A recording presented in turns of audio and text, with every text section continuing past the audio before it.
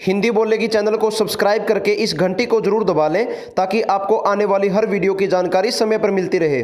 नमस्कार दोस्तों, आप लोगों ने अपने आसपास अपने समाज में कुछ ऐसे लोगों को जरूर देखा होगा जिनके बाल उड़ चुके होते हैं।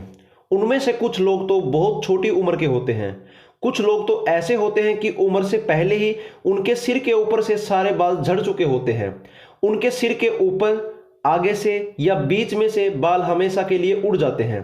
लेकिन ऐसा होता क्यों है, इसके पीछे क्या कारण है और ये बाल कैसे वापस आ सकते हैं, चलिए आपको पूरे विस्तार से बताते हैं। दोस्तों, आप लोगों से रिक्वेस्ट है कि वीडियो पूरा देखना, मजा आ जाएगा। दोस्तों, एक नॉर्मल इंसान के सिर के ऊपर लगभग 1 लाख से 1.5 लाख बाल होते हैं और हमारे ये बाल केराटिन से बनते हैं। और वैज्ञानिकों ने हमारे सिर के ऊपर मौजूद इन गहरे बालों के नीचे 2 मेन चीजों की खोज की है। नंबर 1, हमारे बालों की जड़ के नीचे कुछ कोशिकाएं होती हैं जो बालों की तरफ ऊपर की ओर प्रोटीन पहुंचाती रहती हैं और मर जाती हैं, और इनके नीचे नई कोशिकाएं बनती रहती हैं। और नंबर 2, सबसे मेन बात यह है कि जो संरचना हमारे बालों को बड़ा करती है, यानी जो हमारे बालों की ग्रोथ करती है या हमारे बालों का पालन पोषण करती है, उनको हेयर फॉलिकल्स बोलते हैं। और हमारे पैदा होने से लेकर एक साइकिल चलता रहता है और इस साइकिल के दौरान बहुत सारे ऑर्गन मिलकर एक बड़ा जाल बनाते हैं, और वो सभी ऑर्गन इस साइकिल के दौरान बालों को बड़ा करने के लिए या बालों को पैदा करने के लिए 3 फेज से गुजरते हैं। सबसे पहला फेज, जिसको एनेजन बोलते हैं, इसके दौरान हमारे बालों को बनाने वाली कोशिकाएं यानी हेयर फॉलिकल्स बनती हैं, और इस फेज के दौरान ये कोशिकाएं 90% तक बनकर तैयार हो जाती हैं, और ये कोशिकाएं 1 महीने में 1 सेंटीमीटर लंबे बाल पैदा करती हैं। ये पहला फेज 2 या 7 हफ्ते तक चलता रहता है और इसके बाद बिल्कुल खत्म हो जाता है। ये आपके जीन पर डिपेंड करता है। और फिर जब बाल पैदा हो जाते हैं तो इस अवधि के बाद हमारे सिर के त्वचा में सिग्नल पैदा होते हैं जो इन फॉलिकल्स को एक नए फेज में जाने के लिए अनुदेश देते हैं, और इस फेज को कैटाजन बोलते हैं। इस दौरान फॉलिकल्स अपनी लंबाई से थोड़ी छोटी हो जाती हैं या सिकुड़ जाती हैं, और यह फेज 2 या 3 हफ्ते तक चलता है। और इस फेज के खत्म होने पर फॉलिकल्स तक खून की सप्लाई अपने आप बंद हो जाती है। फिर तीसरा और आखिरी फेज शुरू होता है जिसको टेलोजन बोलते हैं, और यह फेज 10 से लेकर 12 हफ्ते तक चलता है, और यह फेज 15% फॉलिकल्स को प्रभावित करता है। और इस फेज के दौरान लगभग 200 बाल हर रोज उड़ जाते हैं, जो एक बहुत ही नॉर्मल प्रक्रिया है। फिर ऐसे ही बार बार एक नया साइकिल चलता रहता है जो बालों को बड़ा करता रहता है, और हम बाल कटवा लेते हैं, फिर से हमारे बाल बड़े हो जाते हैं। यह साइकिल हमेशा हमेशा ऐसे ही चलता रहता है। और इस साइकिल के दौरान बहुत सारे लोगों के बाल हमेशा के लिए झड़ने लग जाते हैं और फिर वापस नहीं आते, और कुछ लोग बीच में से, आगे से या फिर ऊपर से पूरे गंजे हो जाते हैं। जो लोग बहुत ही जल्दी हमेशा के लिए गंजे हो जाते हैं, ये उनके जीन की वजह से होता है जो उनको अपने माँ बाप से मिलता है।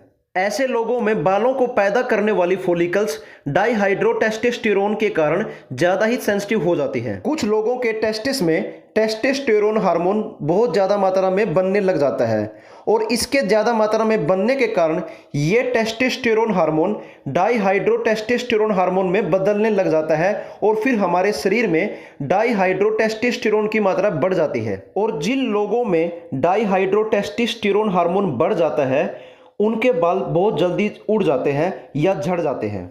ये डाइहाइड्रोटेस्टोस्टेरोन बालों का पोषण करने वाली फॉलिकल्स को सिकोड़कर बहुत छोटा कर देता है, और इसकी वजह से बाल छोटे होते रहते हैं, यानी वो बढ़ते ही नहीं और कम हो जाते हैं। क्योंकि फॉलिकल्स ही बालों का पालन पोषण करती है, वही बालों को बड़ा करती है, बालों को पैदा करती है। जब फॉलिकल्स खुद सिकुड़कर छोटी हो जाएंगी तो वो बालों का पोषण कैसे कर पाएंगी। और ये बालों का झड़ना या गंजापन एकदम से नहीं होता, ये बहुत धीरे धीरे होता है। पहले तो बाल सिर के बिल्कुल आगे और बराबर वाले हिस्से से गायब होंगे, और फिर सिर के ऊपर और बीच वाले हिस्से से खत्म हो जाएंगे।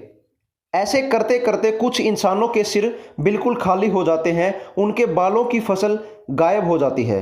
और सिर्फ जीन ही बालों के झड़ने के लिए जिम्मेवार नहीं होते, और भी ऐसे कारण हैं जो बालों को पैदा करने वाली या बालों की ग्रोथ करने वाली या बालों का पालन पोषण करने वाली फॉलिकल्स को नष्ट करते हैं। जैसे बहुत लंबे समय से चलती आ रही चिंता या तनाव जो फॉलिकल्स को ख़त्म कर देती हैं और आपके बाल झड़ने लग जाते हैं और वो वापस नहीं आते। और कुछ महिलाओं के भी फॉलिकल्स बच्चों को जन्म देते हुए ख़त्म हो जाते हैं और महिलाओं के बाल झड़ जाते हैं और उनके सिर पर कम बाल रह जाते हैं। और कैंसर के मरीजों को दी जाने वाली केमियोथेरेपी भी फॉलिकल्स को कुछ समय के लिए नष्ट कर देती है, जिसके कारण उनके बाल झड़ जाते हैं।